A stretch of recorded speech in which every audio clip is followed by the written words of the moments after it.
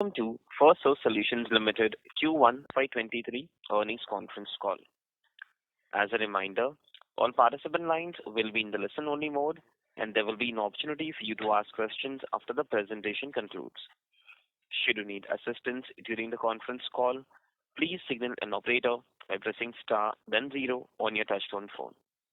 Please note that this conference is being recorded. I now hand the conference over to Mr. Ankur Maheshwari from Firstsource Solutions. Thank you, and over to you, sir. Thank you, Neera. Welcome, everyone, and thank you for joining us for the quarter ended June 30th, 2022 earnings call for Firstsource. Do note that the results, fact sheet, and the presentations have been emailed to you, and you can also view this on our website www.firstsource.com. Before we begin the call, please note that some of the matters we will discuss on this call, including a business outlook, are forward-looking and as such are subject to known and unknown risks. These uncertainties and risks are included but not limited to what we have mentioned in the prospectus filed with SEBI and subsequent annual reports that are available on our website. That said, I now turn the call over to Vipul Khanna to begin the proceedings. Good evening, everyone, and thank you for joining us today. Hope the summer and our monsoon are keeping you all well. Here's a quick snapshot of the quarter. Our revenues degrew 2.7% year-on-year in constant currency and came in at INR 14,724 million, $491 million. Operating margins were 8% and EPS degrew by 36.6% year-on-year. The macro environment remains dynamic, and the past 6 or 7 months have been unprecedented, making it challenging for us to forecast certain portions of our business accurately. Successive and substantial interest rate hikes, multi-decadal high inflation rates, and increased fears of recession are impacting parts of our BFS business. The headwinds, primarily to our US BFS business, are worse than we originally anticipated. As such, we have reassessed our growth visibility and lowered our FY23 guidance to 2 to 4% growth in constant currency. Excluding mortgages and the full year impact of acquisitions of last year, we expect to grow between 16 to 19% in constant currency. The key factors in the guidance revision are: 1, the outlook for the mortgage industry has considerably worsened since we last spoke. This will translate to a steeper Q2 and Q3 decline in mortgage volumes than we previously anticipated. We believe that this business will bottom out in Q3 and that we have factored in the downside risk with these lower numbers. In the collections business, the macro indicators continue to point to a gradual increase in delinquency rates, and as such, we continue to expect growth to pick up in the second half of this fiscal. However, the inventory is building up slower than we anticipated, hence we are trimming our growth expectations. The mortgage business is expected to impact growth guidance by 3.5 to 4% and collections by about 1%. Notwithstanding these challenges, we are confident that our long-term strategies to diversify our business and grow continue to yield results. The demand environment across other segments is strong and is reflected in the strength in rest of our businesses. Given the significant revenue volatility, we expected our margins to decline in H1 and then pick up in H2. The sharper fall in revenue and higher restructuring costs have accentuated the impact on margins for this quarter and the next one. We are super focused on rationalizing our direct and indirect costs, which we anticipate will result in a positive impact to the operating margins by about 200 bps from Q3. Overall, we are confident of hitting an operating margin of 11.5 to 12% by quarter 4. Taking into account all these factors, we expect to achieve operating margins of 10 to 10.5% for the year. This includes an 80 to 90 bps positive impact from the recent amendments in the Accounting Standard 37 on accounting of onerous contracts. Dinesh will share more details for this in a few minutes. Let me now talk in detail about our segment performance. In Q1 FY23, our banking and financial services segment degrew by 11.9% year-on-year and 13.3% in constant currency. Our mortgage business contributed about $32 million of revenue in Q1. This implies a contraction of 28% Q-on-Q and 48% year-on-year. Since we last spoke, the market activity has decelerated sharply. Weaknesses in refinances and purchases pushed the market composite index, a measure of mortgage loan application volume, down to the lowest level since 2000. In fact, the refinance index was down 80% compared to a year ago. The recent outlook published by the Mortgage Banker Association reflects a further reduction of 10% and 11% for calendar 22 and calendar 23 respectively from their Q1 forecast for the same period. From discussion with our clients, a key variable that has changed between the March and June quarters is the consumer outlook on home purchases. Despite pent-up demand, high inflation and economic uncertainty have dampened home purchases, at least temporarily. A majority of our clients have continuously right-sized their businesses in the last 2 quarters to align with the rapidly changing market conditions, resulting in lower volume flows to us. We were expecting the mortgage business to bottom out in second quarter of this fiscal and then stabilize thereafter. Now, considering the current volume forecast, our expectations have shifted out by 1 quarter with further declines in second quarter and business likely bottoming out in Q3. In H1 of this fiscal, our margins will be impacted by the lagged alignment of direct costs, people restructuring costs, and the higher fixed costs. Aligning our operating costs with lower volume trajectory has been a top priority for us. We have and we continue to reduce the direct costs. The restructuring costs will taper down by Q2, and we are realigning our support functions and leadership as well as rationalizing our tech and facilities infrastructure.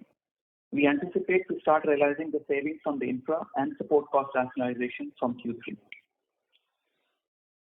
Amidst the painful recalibration of the mortgage industry into this economic cycle, we see a number of silver linings of our business.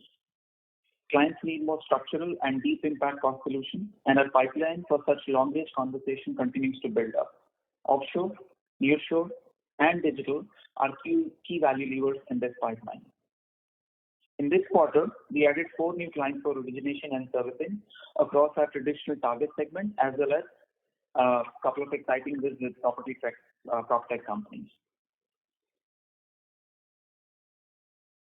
In our collections business, the macro data continues to show consistent improvement.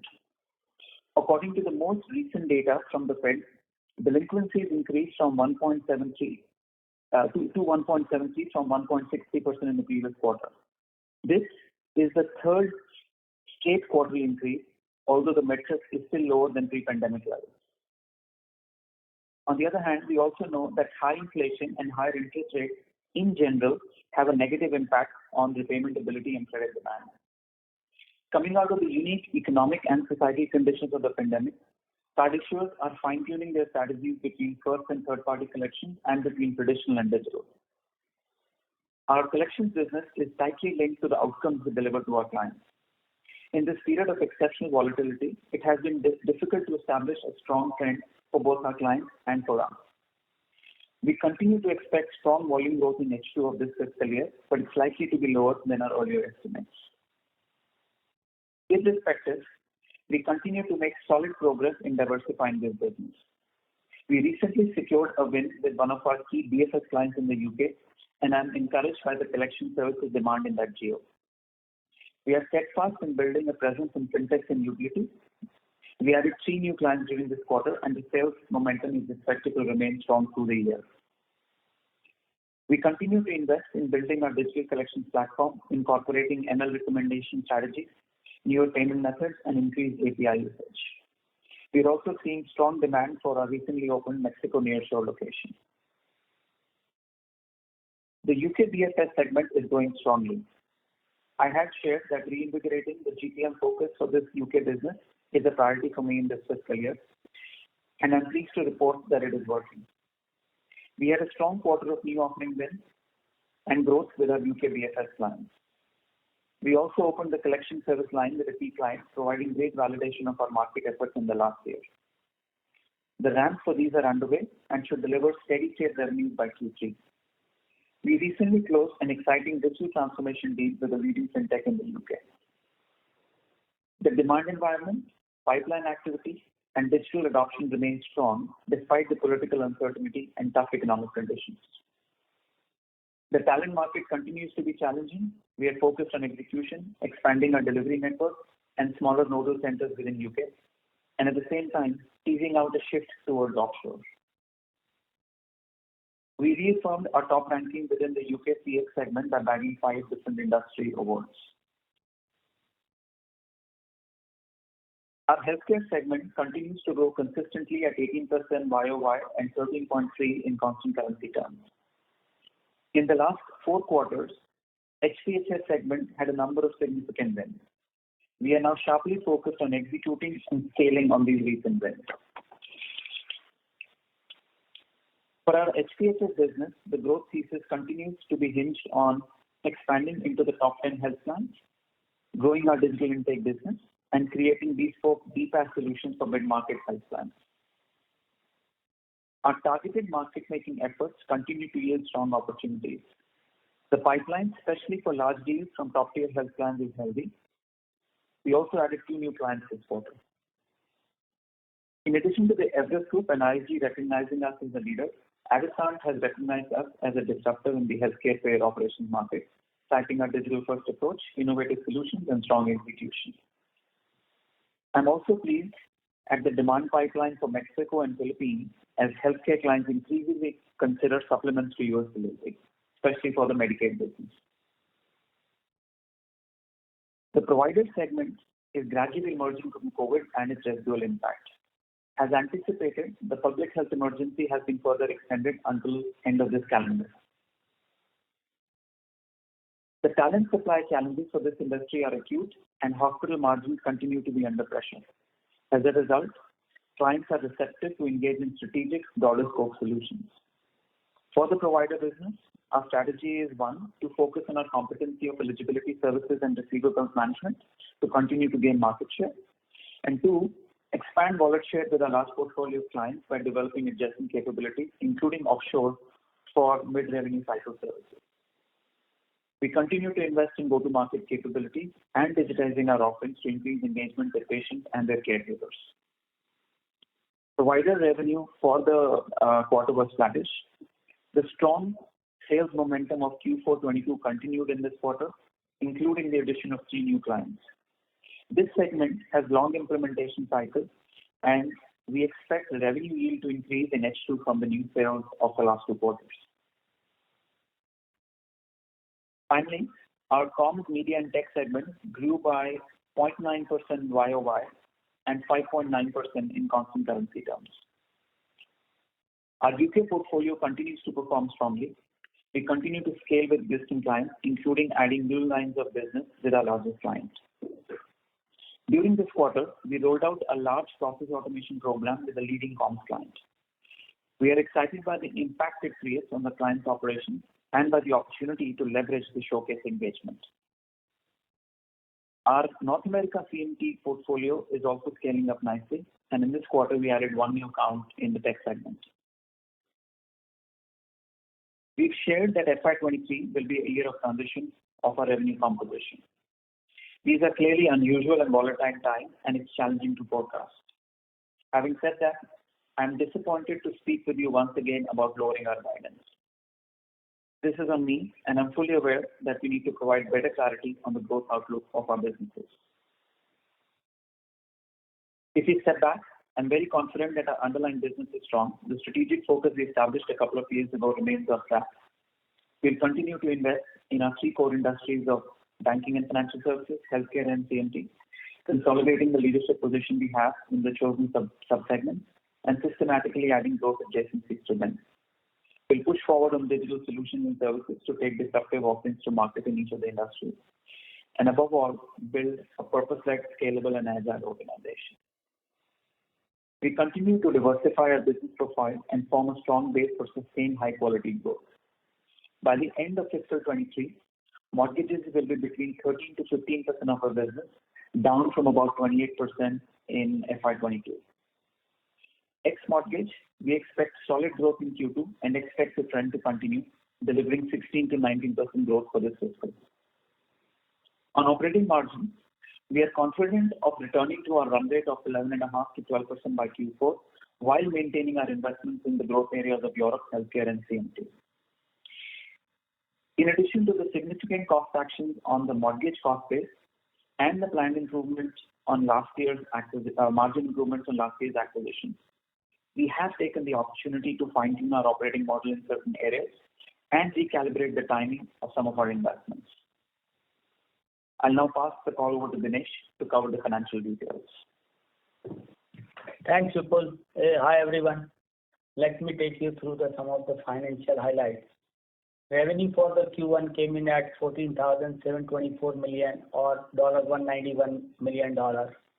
This implies a degrowth of 0.8% in rupee term and 2.7% degrowth in constant currency. On the margin front, operating margin came in at $1,171 million or 8% of the revenue for the quarter, which is 35% degrowth on year-on-year basis and implies margin decline of 417 basis points. Profit after tax came in at rupees 851 million or 5.8% of the revenue for the Q1FY23.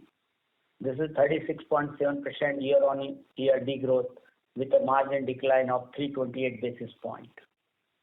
In a Q1FY23, we generated 1,408 million of cash from operation, and our free cash flow was 1,238 million after adjusting for capex of rupees 170 million.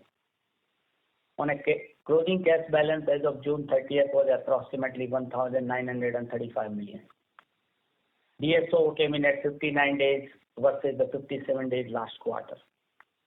Net debt as of June 30th, 22 stand at rupees 7,333 million or $92.9 million versus 8,013 million rupees or $105.7 million as of March 31st, 22.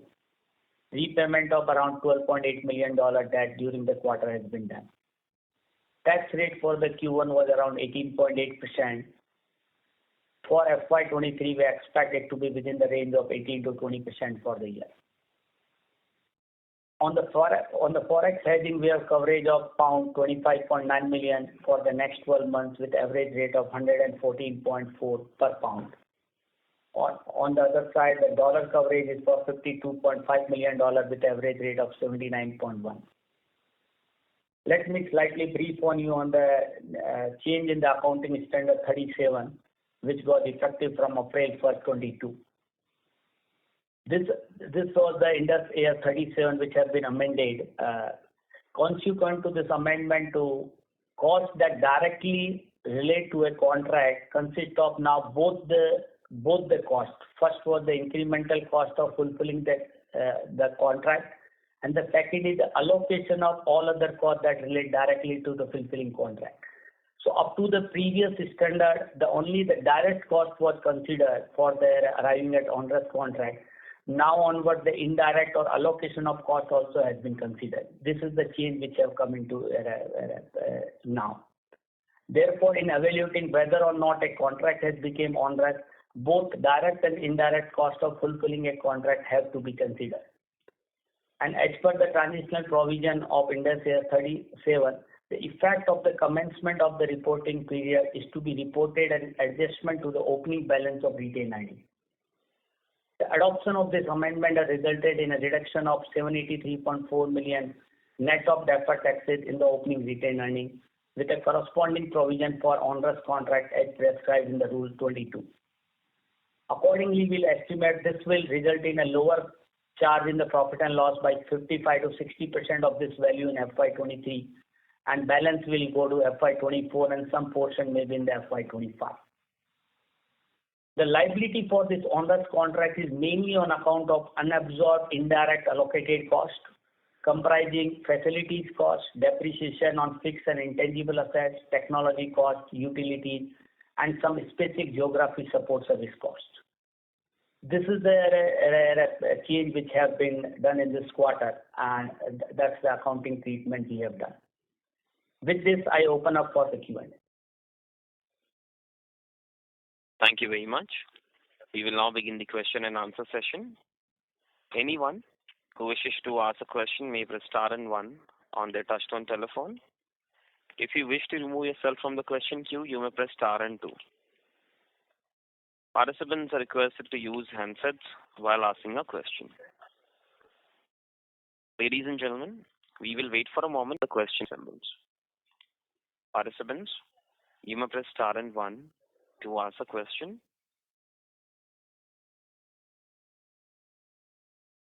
The first question is from the line of Manik Taneja from JM Financial. Please go ahead. Hi, good evening. I hope I'm audible. Yes, sir, you are. Yes. Thank you for the opportunity. The first question was basically a clarification question on the healthcare business.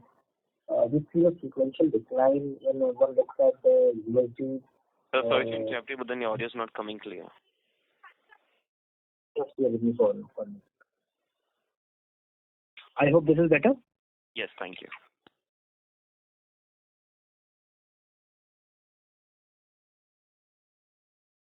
The line for the participant dropped. The next question is from the line of Divyesh Mehta from Investec. Please go ahead. Hello, am I audible? Yes, sir. Okay, so my first question is, can you actually share again the guidance decline, where is how much basis point impact coming from mortgage and collection? And also, can you share accounting standard, what was the impact coming from this change? Okay. Hi, Divesh. So the guidance revision, about 3.5 to 4% is coming from mortgage, and about 1% is coming from collection, which is primarily from trimming of the growth expectation in H2 for H2 of the year. On the impact of the accounting standard change, we expect this year that will positively impact our operating margin by 80 to 90 basis points. Okay. And so my next question is that in the credit card repayment business, the delinquencies, as you said, are increasing. But if you look at the various banks' commentary, all of them have been highlighting that customers now have a larger chunk of saving, a bigger cushion. So they are not expecting a big change in that number. So what is driving your reasoning that credit card business can see a strong, that repayment side can see a strong growth? So look, both things are happening, right? As I mentioned, for the last 3 quarters, from the very lows at the peak of mortgage when people had a lot of surplus cash, delinquencies quarter on quarter have been increasing. At the same time, people, as the spend has increased, you will see more of that sort of coming through in the delinquency rates. We had anticipated volume growth. We've been continuously calibrating with our clients. That's partly the reason we have recalibrated down some of the growth expectation, but we still expect there will be additions and increased volume coming through to us. And the second factor is, since, as I've been mentioning, we've been adding new clients in utilities, fintechs, etc. As those implemented and as those volumes come through from us, right? As you win new clients, they slowly start placing more volumes from you. That kind of balance kind of builds up. And as that builds up, those two factors combined are what are driving our collection forecast. We have been careful in incorporating how much lift we take from existing clients. And that's the balance we've been trying to strike in our forecast, looking at the volume flow today they have, and as we look at the guidance from our clients. Okay, one last question. So when you said that 13 to 15% of the business will be mortgages, that was by end of 23 for FY23 or for the whole FY23? So for whole of FY23. Okay, done. Thanks a lot. Thank you.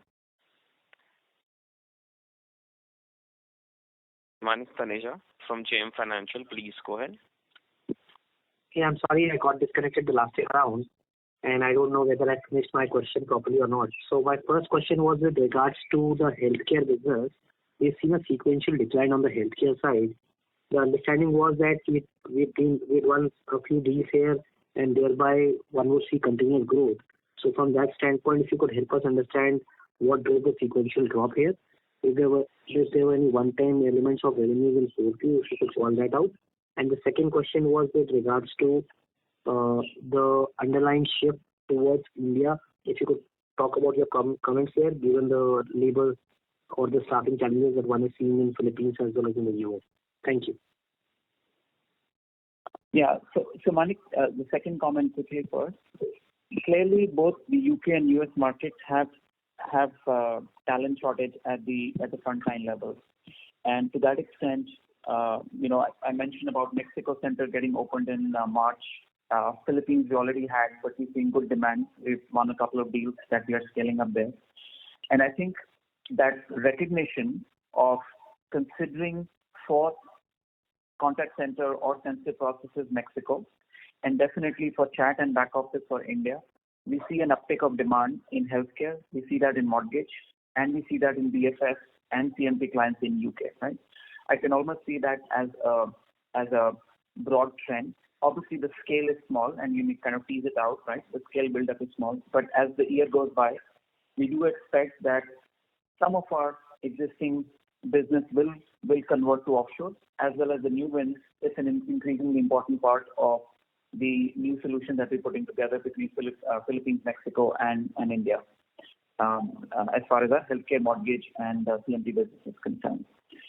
On your first question, healthcare, it had a couple of very strong quarters of growth coming into Q3 and Q4 of last year. This quarter has been sort of flattish, largely because HPS took a little bit of a breath as we kind of focused on executing some of the deals and putting our shoulder behind sort of all that it takes to implement between technology and people. Provider business, it's kind of dealing with some of the remnants of COVID, not necessarily in terms of consumer behavior, but the government interventions in the reimbursement cycle are kind of going away in an inconsistent manner across different states. So there are some minor puts and takes from a timing standpoint of when approvals come through, right, from different states on a provider business. Then it kind of flows through to our clients and hence to us because it's outcome driven. So nothing secular or structural out there. We expect strong growth to pick up from Q2 onwards in healthcare. And overall, as we end the year, we expect strong growth from HPSS and decent growth from the provider segment. Sure. One last clarification question on the healthcare HPSS business. Over there, should one expect the typical seasonality wherein 3Q and 4Q should do much better than first half of the year, given the vagaries of the enrollment or the open enrollment cycles with the American healthcare system?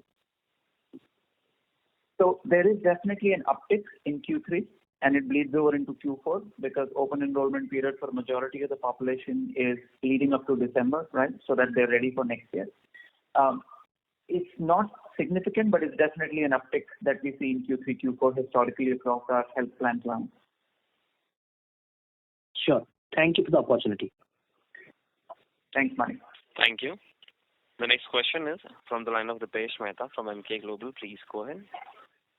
Yeah. Thanks for the opportunity. A couple of questions. First, about the guidance. In the guidance, I think you alluded about weakness to persist in H1 and recovery in H2. So can you help us understand, let's say, next 3 quarters, how the trajectory look like, both from revenue perspective and margin perspective? Whether we are baking too much for Q3, Q4, and which again carry some risk in terms of guidance, or you believe Q2 onwards we will see sequential growth playing out and margin also will start recovering. Second related question is about, let's say, 2 to 4% constant currency YOY when we say, what kind of CQGR we are building for next 3 quarters? Second question is about the healthcare business. To some extent you alluded, but if you can provide some sense about provider business. It seems weakness persists for provider business for some time. Some of your peers are seeing healthy recovery over last couple of quarters. maybe mix change or some other differences, but our recovery seems to be very soft compared to some of our peers. So if you can provide some sense. Thank you. Thank you, Aditesh. So guidance, overall, we expect that growth will pick up through the years. At an overall level, Q2 will be flattish compared to Q1, and then we'll kind of pick up. And that's largely because mortgage will decline next year, and it will kind of mute away the growth in other sectors. So ex-mortgage, we expect decent sort of growth in other businesses in Q2, and that trend will continue. And once the Q2 decline starts to kind of arrest when the mortgage decline starts to arrest after Q2, that will kind of show up more in the growth at the overall level. So on your question of what is the compounded quarterly growth rate, at this stage, we expect that will be between something like 3.2 to about 4% between Q2 to Q4. Yeah. So that's on the guidance. As far as margins is concerned, a couple of factors which are playing up on the margin. One, as the margins decline, we have a direct cost base in the mortgage business, especially that we need to tackle, which we are tackling. There is an impact of restructuring costs that we have in this quarter, and kind of it will taper off by next quarter. So that imbalance of direct costs, which is weighing heavy on Q1 and slightly less in Q2, that will kind of finish off by by end of Q2. That's one positive factor to the margin. Second, the actions we've taken on our indirect costs, whether it's leadership support as well as leadership and support or infrastructure, those actions have been implemented. Obviously, they have long notice periods and cycles from a facility and technology reduction. Those we expect to kick in from Q3 and Q4. And as I mentioned, we expect that will lift our margins from Q3 by about 200 basis points. So between the reduction of load in direct costs, the restructuring costs tapering off, and the gains from indirect costs, we do expect that our operating margin should start to come back to around 11.5-ish, 12% by Q4 to end the year overall between 10 to 10.5. That's kind of the margin ramp that we see from Q1 to Q4. On the healthcare business provider, so I think I had mentioned we had a strong sales quarter in Q4. After about 10 quarters, we had a high sales in Q4. We continued with pretty much the same trajectory of growth in Q1 as well. But this business has a longish implementation cycle, right? You get prospective placements from your clients. You don't work on whatever their previous vendor or in-house might be working on. You only get fresh placements, and there is a cycle for those placements to work their way through the different value chain, the service value chain. And by the time you recognize revenue, it kind of gets to be about sort of 6 to 9 months in terms of meaningful revenue. So those gains will kick off towards the end of towards the second half of the year. That's one comment. Second, our business, as we have been saying, is kind of, we are the leaders in eligibility and building an RM business. That has its own nuances. It's completely an onshore business. Since the last couple of quarters, we've stepped back and broadened the scope of where we play. We put in a new team. We're digitizing our offering, and we're also building up capabilities for mid-revenue cycle so that we can start to kind of cross-sell to our existing clients on some of the mid-revenue cycle opportunities where offshore plays an important part. So we also see growth in some of our competitors who have much broader offerings, and also they have offshore presence in that. And that's one of the targets we are doing to increase our business. Our core business is obviously linked to how the macro conditions and the public health emergency play. But given the fact that sales have increased, gives us confidence that as the year goes by, some of those remnants will kind of wash itself out through the RCM cycle of the US industry. Dinesh, anything else to add on healthcare or Ankur? No, I think we are. We will just on one follow-up on margin. Let's say in Q1 we deliver 8% EBIT margin. You indicated revenue to be flattish in Q2, considering mortgage business headwind likely to persist in near term. Do you think this margin is also likely to remain closer to Q1, or you think now improvement will start from Q2 onwards? Thank you. Thanks. No, improvement will start from Q2, Dipesh, because some of the cost actions we have taken, and some of the restructuring costs will taper off. So, for instance, this quarter, and Dinesh can validate the comment in. This quarter, we had about 60 bits of impact from restructuring costs. That will taper down to about 35-40% in Q2, right? So some of those direct cost benefit will come in, and we'll see a lift in the margin from Q2 itself. Dinesh, anything else to add on Q2 margin? No, that is right. I think the Q2 onward, we will start seeing a margin improvement. A lot of cost actions have been taken, and some of the costs have been already been taken out. So yeah, we'll see the improvement.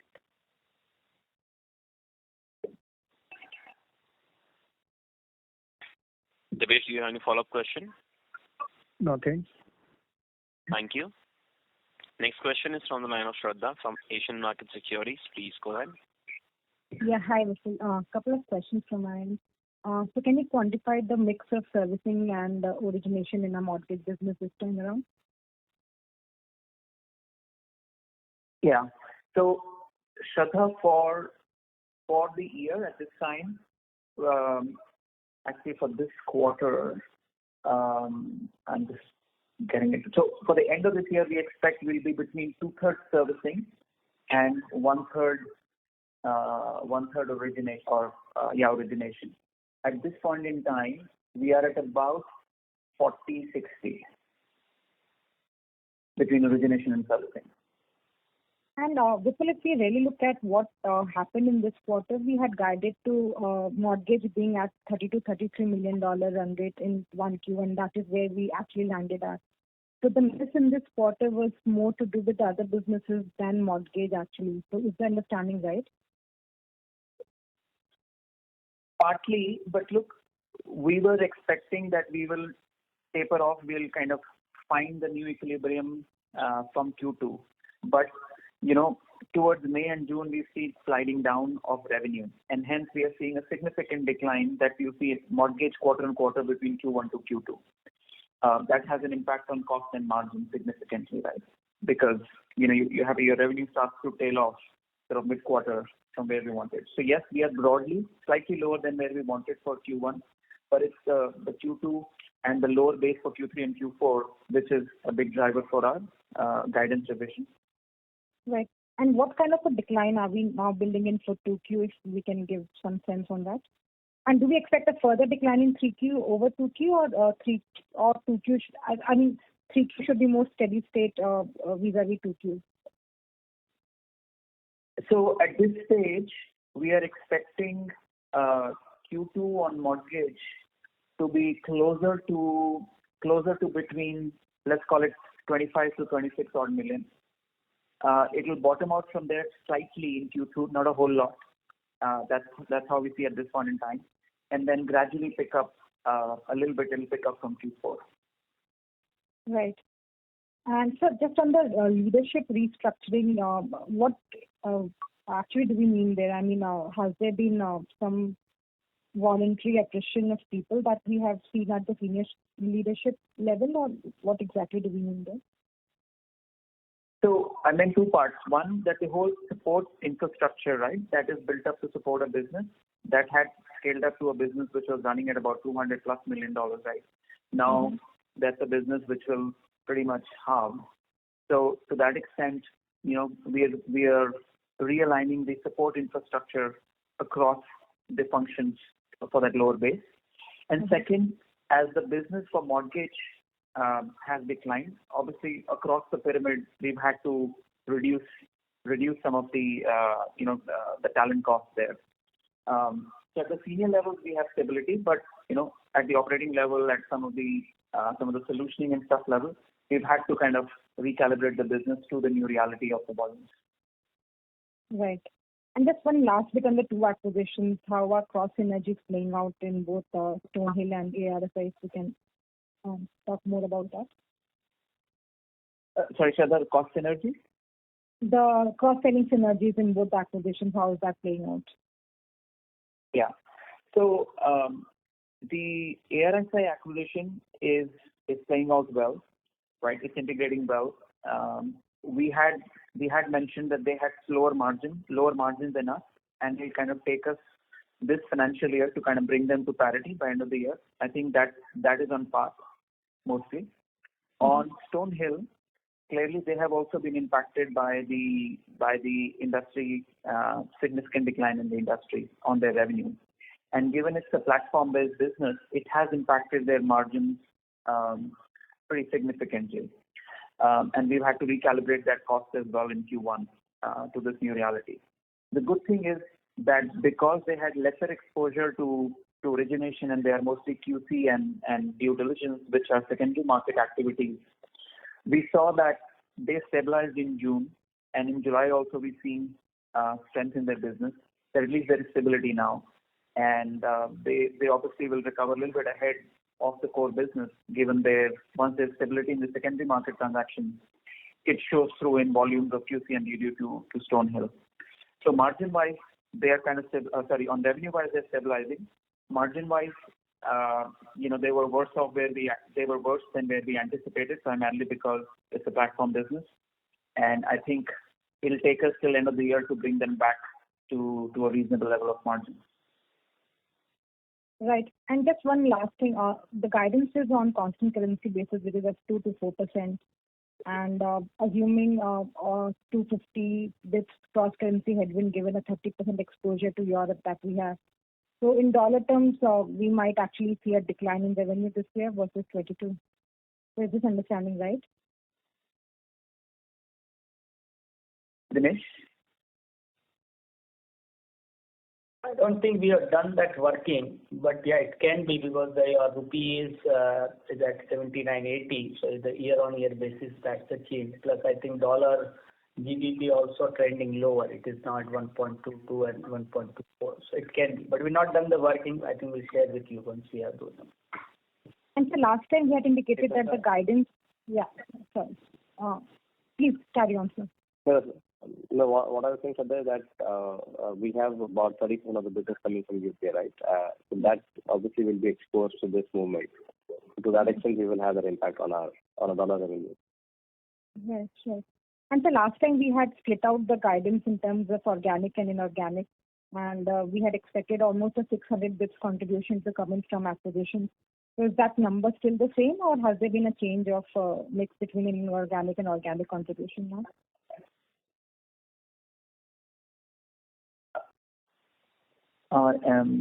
Looking good question. I think, so first of all, as I mentioned, excluding the impact of both mortgage and full year impact of acquisitions, we expect growth of 16 to 21% for this fiscal, which means that other businesses are performing strongly. On the the inorganic impact, I think we'll see some trimming. As I mentioned, ARSI is part of the collection cycle, so there will be some trimming, slight trimming there. And then Stonehill has also been impacted to some extent. I don't have a quantified, we can answer later, but I think it'll be slightly lower than the 6% impact that we expected from the acquisitions. Sure. Thank you, sir. That's helpful. Thanks, Vipul. Thank you. The next question is from the line of Sachin Kasera from Swan Investments. Please go ahead. Yeah, hello. One thing is that if you could give us some sense on your vision or more like a 2-3 year perspective, because of this heavy dependence on mortgages, we had a very big impact on our numbers. So how are we looking to build a company so that we are more diversified, both in terms of geography as well as in terms of verticals, so that we again do not have the same sort of mistakes? So if you could just give your broad vision of post this bump that we are seeing or headwind we are seeing, how do we see the company say in FY25? Yeah. Thanks, Sachin. So let me just quick comment on mortgage before I get to the overall vision. So look, mortgage is a volatile business, right? It's a more dynamic business. It's linked to economic cycles, and we know that. Typically, these cycles are 4 to 5 years, right? These cycles work in that form of interest rates decline, refinance becomes very viable, etc., etc. But given the unique circumstances of COVID, where interest rates went down to record low, demand picked up significantly, this cycle got compressed, and you saw some tremendous growth in our business in the last 2 years. And at the other side of the cycle, then the economy's come out of this, and you've seen sort of successively increasing action, and the pace of the actions which Fed has not been done in the last 40 years. So with those sort of actions, the decline is also very precipitous, right? So this cycle, instead of 5 years, has got compressed to 2 years on both way, on the way up as well as the way down, and which has given less time to the industry, our clients, and hence us to prepare for this kind of thing. But fundamentally solid business, right? And as we go forward, we think from the start of the cycle to now, we have almost doubled the base of our clients. We have a diversified client base. We want to expand into other parts of the mortgage chain so that we are not totally at the so that originations become the smaller part. There are other pockets and products like home equity, home improvement, other parts of the value chain where it can play, and also take this expertise and expand into consumer lending or other parts of BFS, right? So take from mortgage and go to other parts of consumer lending. So take this core and we can expand into multiple ways, right? That's one of the strategies coming out of this cycle, that once we have the foundation of the mortgage business, where do we take it? At a broader level, as I mentioned, by end of 23, mortgage will be about 13 to 15% of our business, which means that rest of our business is less linked to economic conditions. That's why we've been investing in healthcare growth. We like healthcare, both payer and provider. We've been investing in CMT, and we've been investing in different parts of CMT, for instance, digital media, edtech, etc. And we are also starting to think about, as I already talked about, delivery dependency kind of coming onto other places. So I think from a vertical standpoint, within the broad verticals of healthcare, BFS, and CMT, we are finding segments where we think we have a legitimate claim to kind of win or right to win and expanding into that. Again, reiterating what I said, if you take X mortgage, if it's a 16 to 19% growth going into next year, when mortgage becomes a smaller base and it has stabilized, I would expect that we would deliver even at the reported level, or at the reported level, we will deliver good top quartile growth for the for the BPO industry. We will be able to kind of give that consistently once we have this portfolio realigned after this year's aberration. Sure. Secondly, we have a significantly good exposure to the UK economy, and we again have been reading that Europe itself is facing some sort of a recessionary conditions, and the pound has also depreciated. So what is your take on this, and can this also give us some negative surprise, maybe if things deteriorate further from here, say Q2 or Q3, and could again lead us to some sort of a revision guidance or outlook or anything else negatively? Yeah. No, so look, yes, the UK economy is also going through a pretty soft phase. There is political uncertainty, there is economic conditions, high inflation, high energy prices, which are impacting the economy and the populace there. No different as such from the US economy. In general, when companies have pressure, outsourcing is a good answer. It is playing out in UK, it is playing out in US, ex-mortgage. So we've seen good demand. Q1 was very strong quarter for UK, and looking at the ramp-ups that we have in play as well as the pipeline, we feel good about the growth in UK for this year and going into next year. The softness in the economy, we are seeing demand in BFS, we're seeing demand in CMT, and in small ways when we play in the utility segment, we're seeing demand there as well in the UK markets. The impact of pound softening that we play in our financials, Dinesh has kind of covered most of it from a foreign exchange exposure. So for now, I don't expect any downside risks from the UK economy condition playing on our revenue and margins. Dinesh, feel free to add to. No, I think we pull that through, because I think the consolidation level, you may have revenue impact, but bottom line not going to be significant. And all offshoring is, as you know, that we already covered 1 year at a average rate of 114, while your current GBP is around 95, 96. So it's very much covered. Sure. And so one question on the net debt. It had gone up significantly last 2 years because of acquisitions. So what is the thought process there? Would we now look to reduce the net debt before we do any major acquisition? I think this quarter we reduced the debt because all the cash flows have been utilized only for that purpose. And I think I said in the past also, I think the debt level is like hardly to like 40-50% of the working capital which we have. And we've not taken really the long-term debt for acquisition is more a cash flow which we utilize. And I think it's better to protect the interest rate. We have converted some of the working capitals to a debt, which is 2 year and 3 year. But that purely these are money utilized for working capital. So I think I'll say that these are all debt which is for working capital and is that way. I don't think there's anything else specific. No, so the surplus cash that will generate post the payout, we intend to again look at some acquisition opportunities, or will primarily be reduced debt? That was the question. So we continue to look very systematically for adjacent growth areas, and as part of that, inorganic is always a strategy. Nothing imminent, nothing planned for now, but we continuously look into markets, continuously evaluate opportunities as they come, aligned to our growth trajectory. So at this point in time, nothing specific to report on that aspect. Sure. And just last question on this margin in healthcare, QOQ, I can see some significant compression. I don't know if you covered that, but there seems to be a significant compression in the margins at the healthcare vertical versus the March quarter. So I don't know if you commented on that in case I missed that. Sure. No, happy to comment. So, couple of reasons for healthcare margin compression. One, the Q4 margin was higher because there were one-off items that had taken the margin up for Q4. As that effect normalizes, that kind of shows up in Q1. Second, given some of the wins and the focus in execution, we've kind of starting implementing. Cost comes before revenue. That is another part of normalization which we'll see. And then third, as I mentioned in the past, digital intake is one of our go-to-market strategies for large health plans.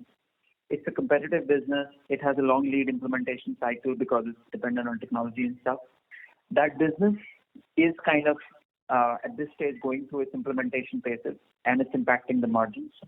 Once it scales up, once we have a better equilibrium on execution in that business, that will also contribute positively to the margin. But this quarter, it impacted the margins for HPH's business. So these are the three reasons why we saw a sequential decline on healthcare margins. So fair to say that Q4 was a little high because of one-offs, and this quarter it's low again because of one-offs, and hence the compression looks much more magnified. Exactly. Would you be able to quantify this one-offs? Approximately how much was the one-off in Q4 on the positive side, how much on the negative side this quarter? Dinesh, do you have that?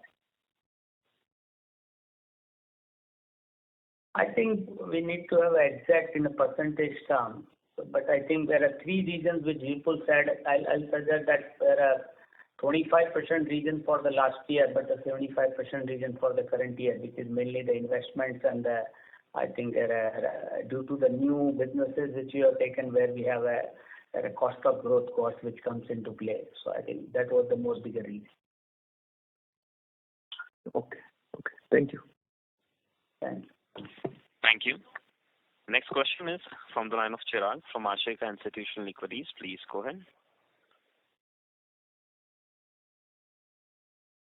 Hello. Am I audible? Chirag, there's a bit of a disturbance coming from your line. Can I request you to speak through the handset? Now it's better? Slightly better. Yeah. So, sir, I have a few questions with respect to the margin levers which we can use to maintain our performance of what you guided. Please throw some light. What are the levers we have? And also, ex-mortgage, if our business model is under transition phase from next 3-4 year perspective, then also will this lever will intact or will it be changed? And also guidance from 3 to 4 years perspective on top line front. Yeah. So margin levers available to us, as I mentioned, one, direct cost for mortgage business needs to be realigned to the new revenue base, which we have been doing. That's well underway. Second, our technical infrastructure as well as physical infrastructure obviously needs to be recalibrated down. That's a longer reduction cycle. We've initiated those actions. We'll see some benefits in H2, and we'll see some more benefits come through in next year as those actions kick in. And three, obviously, when you transition this level of business to growth, the SGA as a percentage for the company, it becomes bigger. Once this effect wears down, the SGA itself will normalize as a percentage, and that will add the scale effect to the margins. So between those three factors is where we see margin coming back to historical levels by end of the year. As we change, as the business becomes more diversified, does it change our margin profile? No, I think it continues in the same way. I have said in the past that we think we'd like to get to a place where every year we can improve our margins by about 25 odd basis points through operational efficiency, etc. We had delivered that in leading up to FY22. This is a year of aberration, and I think we'll continue that journey once this kind of wears off from FY24 onwards. And the same for revenue. If you look at revenue, FY22 ex mortgage we grew 14%. This year ex mortgage we are saying will grow 16 to 19, not counting impact of acquisitions. And we do expect to continue in the same way to deliver double-digit growth, right, in line with top quartile BPM companies for the next 4 to 5 years. And I think the foundation of business, and if you look at last 2 years' trend, we are reasonably confident that we are on track to deliver that.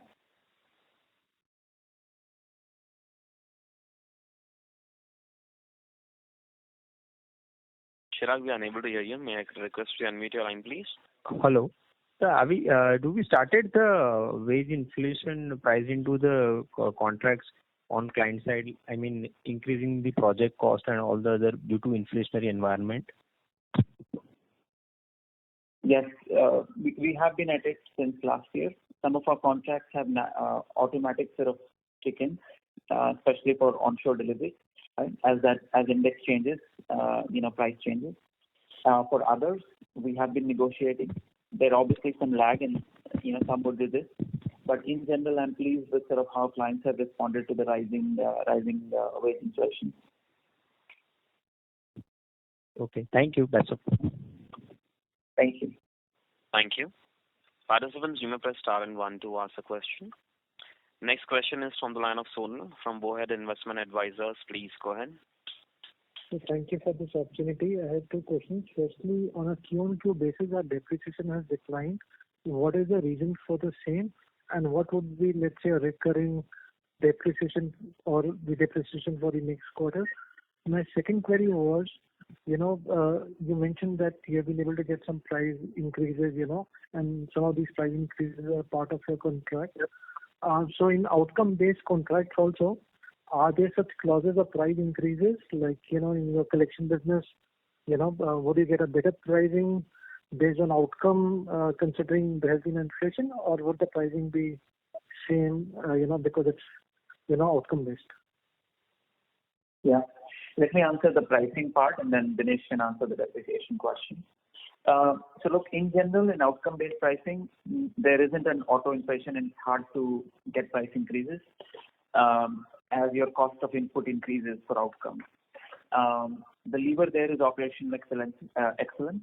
Since we have the flexibility to continue to fine-tune our operating model, continue to bring in innovation, that's our value lever to count rising prices in general. It's mostly on the input-based, FT-based, where we kind of have either automatic or negotiated price increases.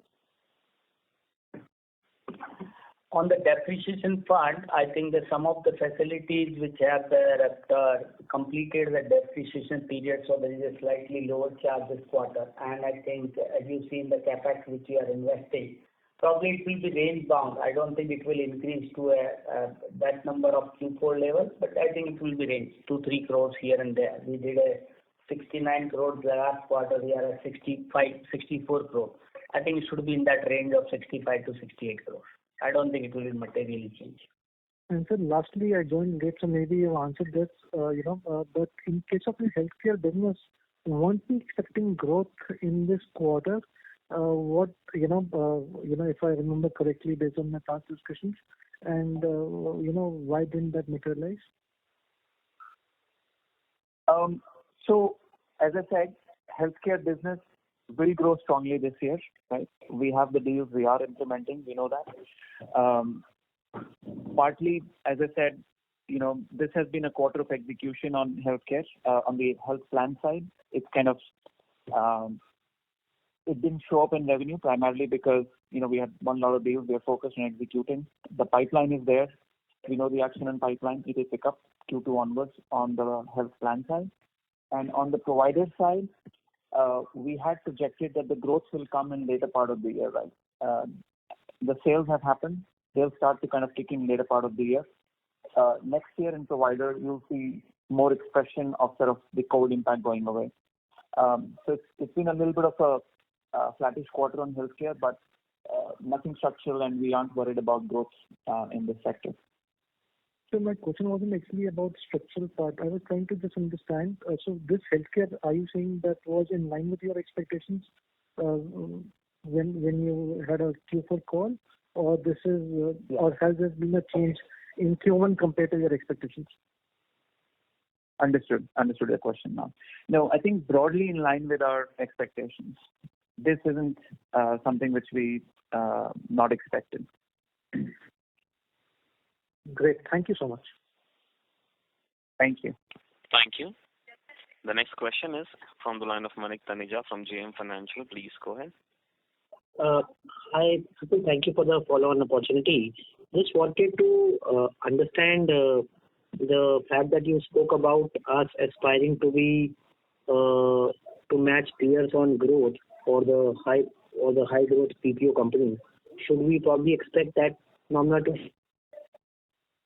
given the fact that while mortgage would have reduced to a much smaller size, but we have the top client which is not such a very high growth account. So with almost 30% of your portfolio which will probably have a subdued growth. In that context, do you expect to get back to a double-digit growth in FY24?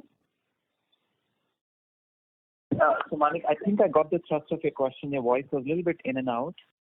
So you're saying that with the reduced mortgage portfolio, are we confident of getting double-digit growth next year? Yes, that's correct. That's correct, Vipul. Okay. Yeah. So Manik, as I just said, if you look at it like last year, FY22, ex-mortgage, we grew 14%. This year, ex-mortgage and even excluding the collections and mortgage acquisition, we are projecting 16 to 19% growth. The foundation for healthcare, CMT, and BFS business, including UK and the collection business, I think are good businesses. They are showing what they've shown in the last 2 years. Yeah, and I feel good that we'll be able to deliver the medium-term growth that we've been talking about, the low to mid-teens. Sure. And just one last clarification question with regards to that 2 to 4% YY CC growth outlook that we provided for the full year. Do you expect the second quarter to be a flat quarter at an overall composite level on a year-on-year basis? On a year-on-year basis. I actually couldn't understand the comments that you guys made around the second quarter performance. Should we expect it to be sequentially flat? Should we probably expect a YY flat quarter? If you could clarify.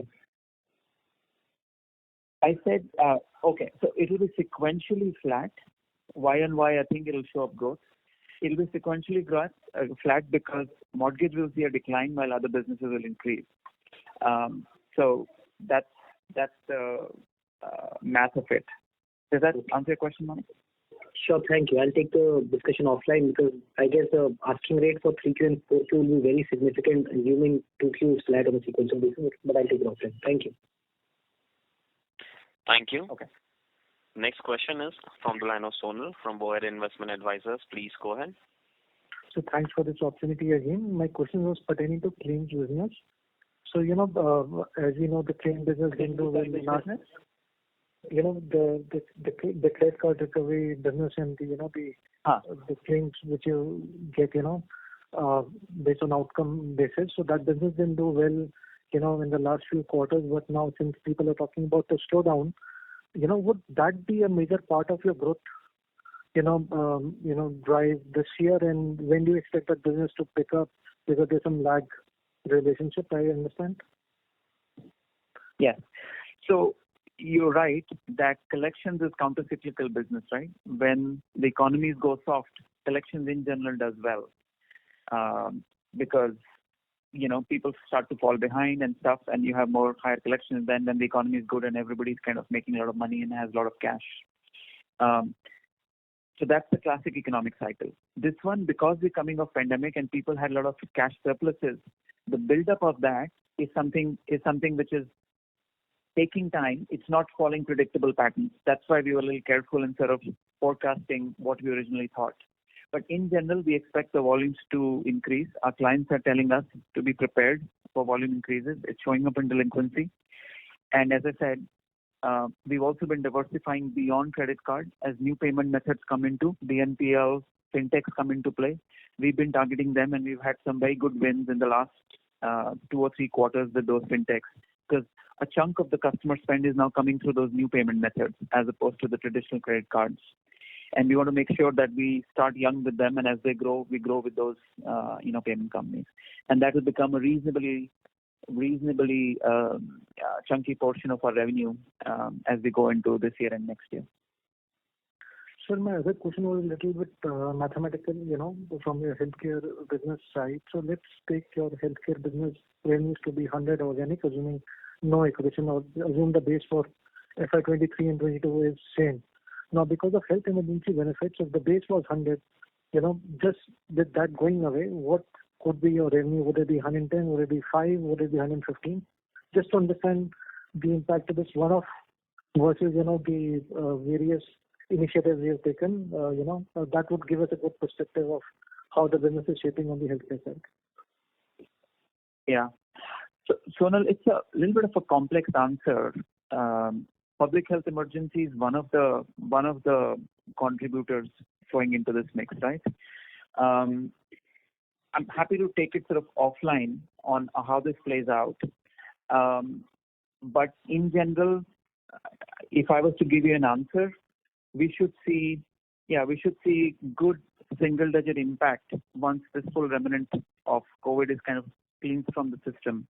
But there are multiple sort of complexities, and when you add the fact that it's a state-by-state answer and political leanings, etc., play into that as well.